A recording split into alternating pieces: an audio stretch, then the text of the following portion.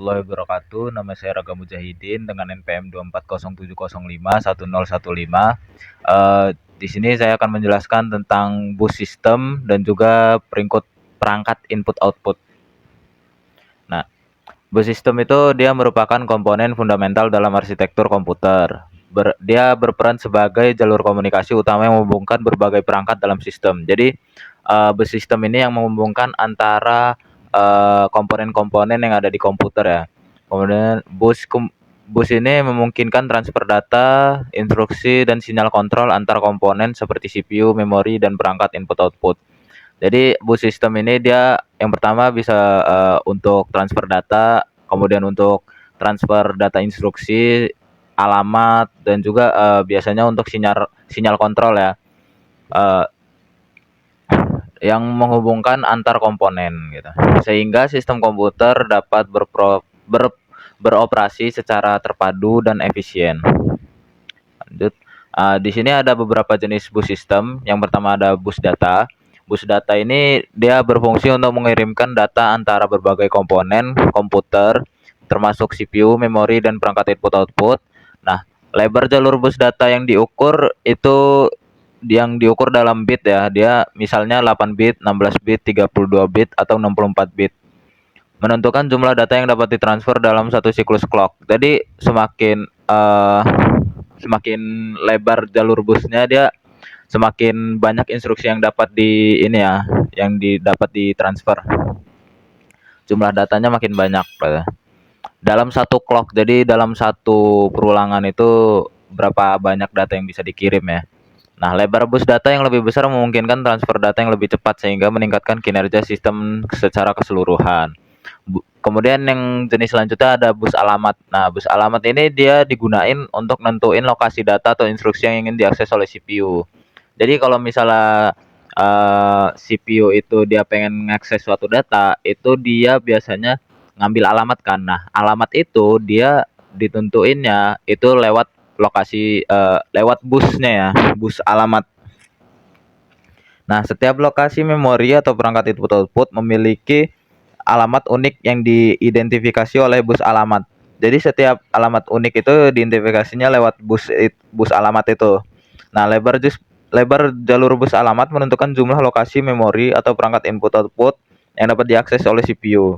Misalnya bus alamat 16 bit dapat mengakses 65.536 lokasi memori berbeda. Sedangkan bus alamat 32 bit dapat mengakses lebih dari 4 miliar lokasi memori. Nah, kemudian ada bus kontrol.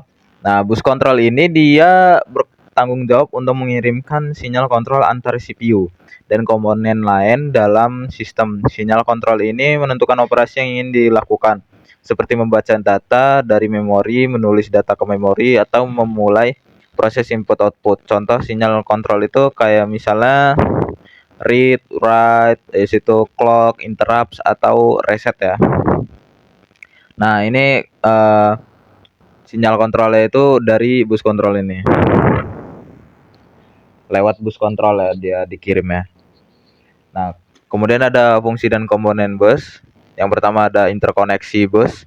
Interkoneksi bus itu mengacu pada cara bagaimana bus sistem menghubungkan berbagai perangkat dalam sistem komputer. Terdapat dua konfigurasi utama, yaitu single bus dan juga yang kedua ada multiple bus ya. Nah, single bus itu dia menghubungkan semua perangkat ke jalur bus yang sama. Sedangkan kalau multiple bus menggunakan beberapa jalur bus terpisah untuk data, alamat, dan kontrol. Nah, yang biasanya dipakai itu biasanya multiple bus ya, karena dia lebih efisien ya, jadi bisa ngurangin kemacetan atau bottleneck dan kemudian juga meningkatkan kinerja. Nah, kemudian ada arbitrasi bus. Arbitrasi bus penting untuk mengontrol akses ke bus sistem ketika banyak modul ingin menggunakannya secara bersamaan. Nah, arbitrasi ini dia berfungsi sebagai referee ya, yang memutuskan modul mana yang memiliki hak akses ke bus pada waktu tertentu. Arbitrasi dapat diimplementasikan secara terpusat, centralized arbitration ya, atau terdesentralisasi, distributed arbitration. Pada centralization arbitration, terdapat bus kontrol tunggal yang mengendalikan akses bus. Sedangkan pada distributed arbitration, setiap modul dapat mengklaim bus secara independen menggunakan protokol seperti permintaan dan penolakan. Nah, kemudian yang ketiga itu ada timing.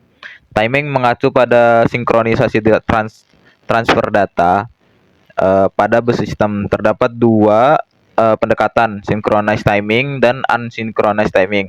Synchronized timing dia menggunakan sinyal dock untuk mengoordinasikan transfer data, memastikan bahwa setiap komponen bekerja dan frekuensi yang sama. Sedangkan kalau unsynchronized timing tidak tergantung pada clock, menggunakan protokol handshake untuk mengontrol transfer data. Synchronized timing umumnya dia lebih cepat dan mudah diimplementasikan, tetapi unsynchronized timing lebih fleksibel dan tahan terhadap gangguan. Nah, di sini kemudian ada masalah dan solusi pada bus sistem ya. Yang pertama ada masalahnya. Masalahnya biasanya itu banyak perangkat pada bus tunggal dapat menyebabkan propagation delay yang signifikan karena sinyal harus melewati banyak perangkat sebelum mencapai tujuan. Jadi dia masalahnya itu kayak terhambat gitu ya jalurnya. Jadi karena banyaknya perangkat, banyaknya komponen itu harus melewati bus yang sama biasanya. Nah, itu solusinya biasanya dia ngegunain multiple bus, bukan yang single bus lagi ya. Jadi dia dapat meminimalkan propagation delay karena data alamat dan kontrol ditransfer melalui jalur bus yang terpisah. Jadi nggak satu bus lagi ya, banyak komponen nggak satu bus tapi banyak bus, dan itu pun masing-masingnya ada busnya masing-masing kayak data alamat bus, address bus, situ kontrol bus juga masing-masing punya ya. Dia mengurangi kemacetan dan meningkatkan efisiensi. Nah, kemudian ada yang masalah kedua itu jika transfer data mendekati kapasitas bus, kinerja sistem akan menurun karena data menumpuk dan menunggu untuk ditransfer. Jadi dia kayak apa ya? Kalau misalnya kapasitas bus ya dia udah mulai mendekati penuh, dia biasanya kinerja sistemnya dia nurun karena datanya itu menumpuk gitu. Ada yang banyak yang nunggu untuk ditransfer gitu. Nah, solusinya itu dia pakai high performance bus kayak PCI, peripheral component interconnect. Dia biasanya itu dirancang emang untuk ngatasin batasan kinerja bus ya yang tradisional. Jadi lebar bus PCI itu dia lebih besar, juga kecepatannya itu lebih tinggi. Nah, kemudian juga bisa ngegunain yang namanya cache memory. Jadi dia bisa ngurangin frekuensi akses ke memori utama sehingga meningkatkan kecepatan akses data dan kinerja keseluruhan. Nah, kemudian ada perangkat input output dan sambungan. Nah, yang pertama fungsi perangkat input output. Perangkat input output itu berfungsi sebagai penghubung antar komputer dan dunia luar. Perangkat input menerima data dari dunia luar dan mengirimkannya ke komputer, sedangkan perangkat output menerima data dari komputer dan mengirimkannya ke dunia luar. Jadi kayak misalnya keyboard, kita sebagai pengguna menginputkan data dari keyboard dari dunia luar ya. Kemudian dimasukkan ke komputer tersebut, diolah, kemudian baru disalurkan kembali ke perangkat output kayak misalnya LCD ya, layar. Itu ditampilkan ke dunia luar, ke kita, ke pengguna kembali. Nah, itu gitu ya. Nah, kemudian ada yang kedua itu sambungan input output. Nah, sambungan input output itu merupakan mekanisme fisik yang menghubungkan perangkat input output ke komputer. Sambungan ini mirip dengan sambungan memori, menerima data, alamat, dan sinyal kontrol. Sinyal kontrol pada input output seringkali khusus untuk perangkat tertentu, contohnya spin disk pada hard drive atau mengaktifkan LED pada keyboard. Kemudian yang ketiga ada interrupt. Interrupt adalah mekanisme penting yang memungkinkan modul input output untuk menghentikan operasi normal CPU dan meminta perhatian CPU untuk menangani suatu permintaan. Ketika suatu event terjadi pada perangkat input output, perangkat tersebut akan mengirimkan sinyal interrupt ke CPU. CPU kemudian akan menghentikan proses yang sedang berjalan dan menangani permintaan interrupt tersebut. Interrupt digunakan untuk meningkatkan responsivitas sistem terhadap event eksternal, seperti menekan tombol keyboard atau menerima data dari jaringan. Interrupt juga memungkinkan CPU untuk menangani beberapa tugas secara bersamaan dengan switching antara tugas-tugas tersebut dengan cepat dan efisien. Jadi interrupt ini kayak misalnya CPU-nya ini sedang berjalan memproses hal yang lain kayak misalnya tampilan pada keyboard, tampilan pada layar gitu. Tetapi kita pengen nginput dari keyboard, maka dia akan meminta CPU itu berhenti dulu, kemudian baru menerima sinyal dari keyboard tersebut, kemudian baru ditampilin lagi di layar, begitu. Nah, kemudian ada contoh teknologi modern yaitu PCI bus. Nah, di sini ada definisi PCI, dia itu bus yang dirancang oleh Intel untuk menghubungkan perangkat periferal ke komputer ya. Nah, kemudian ada spesifikasi PCI.